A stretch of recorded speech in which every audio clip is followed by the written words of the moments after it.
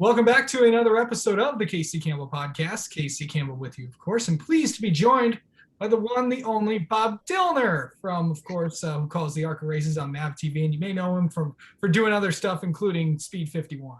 Bob, how are you?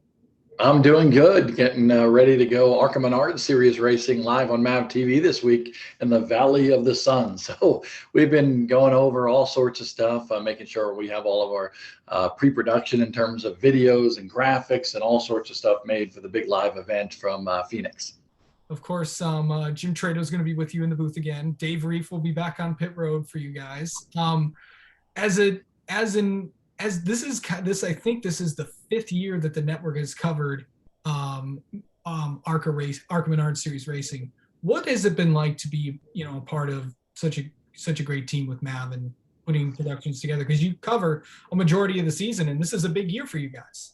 Yeah, we got 12 races this year, so that's what we've had over the past couple of years. And Jim and I have worked together for a really long time, and I think that's what makes it so much fun, is that we've known each other since the old ASA, the American Speed Association days on TNN, and now we've kind of come back again. We worked at ARCA a little bit back when I was with Fox, and now reunited for the last 4 years in the booth for the ARCA Menard Series, and being able to see the development of all the drivers and just sit back and watch what our Lucas Oil Production Studios teams does for us, which they paint all the pretty pictures and make it look good.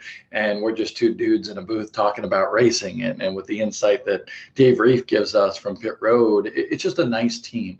We're very comfortable. We enjoy what we do. We have a passion for it, and we hope that shows in the broadcast. So when you look at, of course, this season, of course, you have 12 races, a lot of big tracks on the schedule, and you're also the home of the championship race. So that's a pretty big deal to you guys. It is. That came about during the off season, and somebody floated it out there. Hey, what do you think about doing the championship race at Kansas Speedway? I'm like, hey, that'd be awesome. FS1 has the kickoff that happened down in Daytona. We have the championship ender at Kansas, and we also have the opener and the close for the Sioux Chief Showdown, which is that special 10 race series in the middle of the series that really allows some of the younger talent in America to showcase themselves, because it's on the smaller tracks on the schedule. So we get to crown 2 champions this year in regards to the Sioux Chief Showdown and the overall ARCA Menard Series championship. And it's just neat. I mean, like I said, looking at some of the talent that has come out of this series and has progressed on, it's exactly what ARCA had intended it to be. And now what NASCAR is trying to drive home as well, in that you have this ladder system, whether you come out of some of the NASCAR All-American series, or whether you're coming out of super late models or open wheel with like a Power Eye series or something like that, you have the ability to make that jump to the ARCA Menard Series before going to Trucks, Xfinity, or Cup. So, of course, you look at this is a different ARCA field as it was. Of course, Ty Gibbs is still here. Corey Heim is going to be with Venturini, and there's a whole new cast of characters.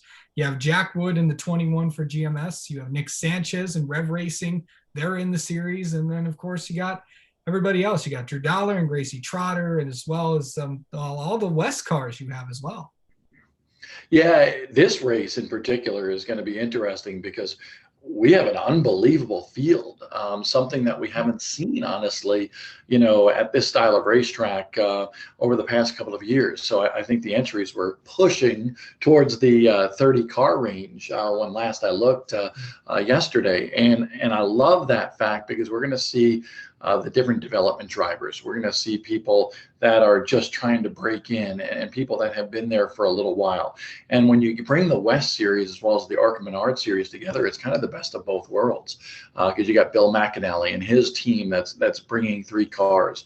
You got Derek Kraus coming back. He's a former West Series champion and coming back to Phoenix to run in the ARCA Menard Series. Jesse Love, who won the championship in 3 races out there last year, and now is the newest, hottest ticket, kind of climbing through the ranks. And then you got the kid that, quite honestly, let's just be truthful here. Everybody is expecting Ty Gibbs to run away with this championship this year, especially with how good he did last year, all those wins. Everybody thinks it's his championship to lose. And I wouldn't disagree with that. But at the same time, don't forget about Corey Heim for sure. Yeah, you mentioned, Wood and Sanchez, and there might be another player or two in the mix for the championship.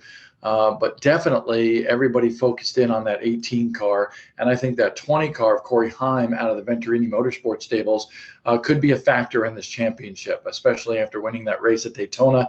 I think they have a little mojo going on. They have a little pep in their step. I believe that Corey Heim, given the right circumstances, the right luck, especially with what that Venturini Motorsports team knows, could be a contender fighting with Ty Gibbs for that championship.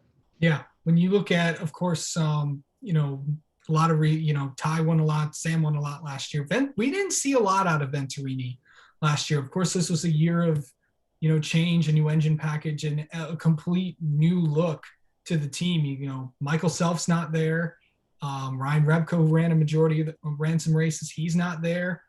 Drew Dollar's on a part-time schedule. Gracie Trotter's with the team now, and Corey Heim, of course, who won at Kansas last year, is full-time. So what are you expecting out of the Venturini team heading into this race?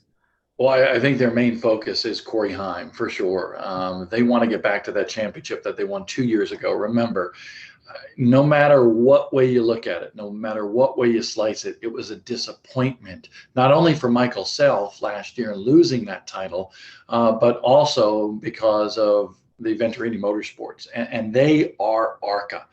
Bill Venturini, the patriarch of that team, he was an ARCA champion, and now we saw Christian Eckes win that championship a couple of years ago. Michael Self lost it again last year. We saw Michael Self's a great driver and a great person, but a little bit of that collapse late in the season again. Britt Holmes rides off into the sunset with all the laurels and the championship. So I think Corey Heim, they have a lot of focus on him.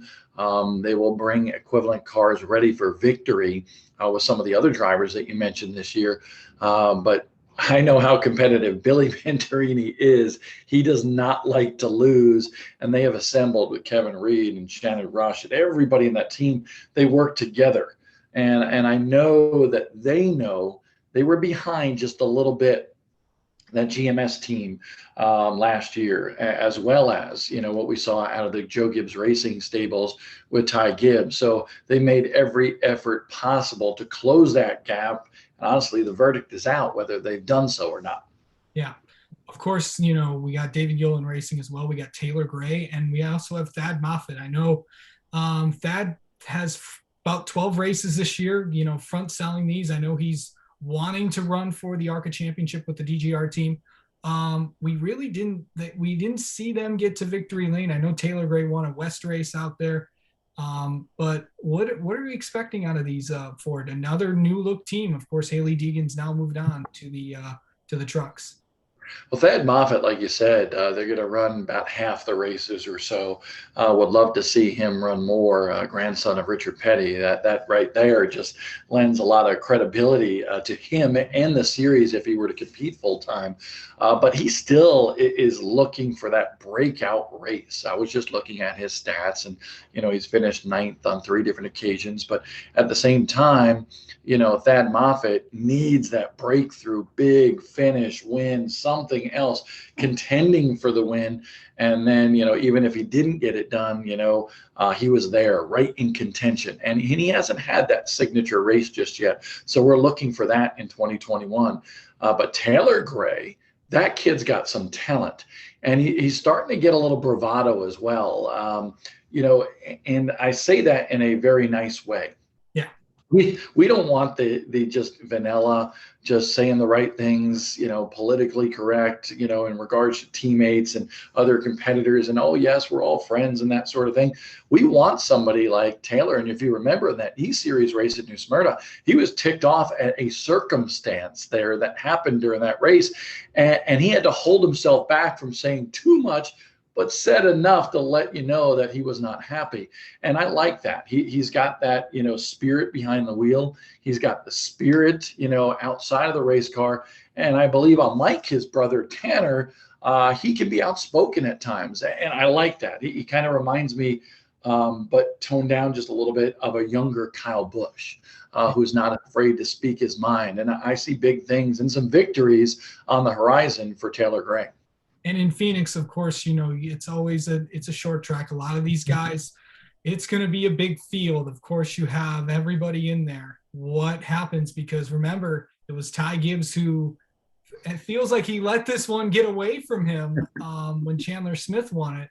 Corey Heim's in that car that Chandler took to victory lane. What do you think happens? Well, I say you cannot bet on anything until the end of the race. And listen, last year showed you that. The last 3 times Ty Gibbs has been to Phoenix, he has dominated. He has led a chunk of laps. We were just looking at some of the graphics that we have prepared for our MAV TV broadcast. And you got to say he's the favorite for this race as well.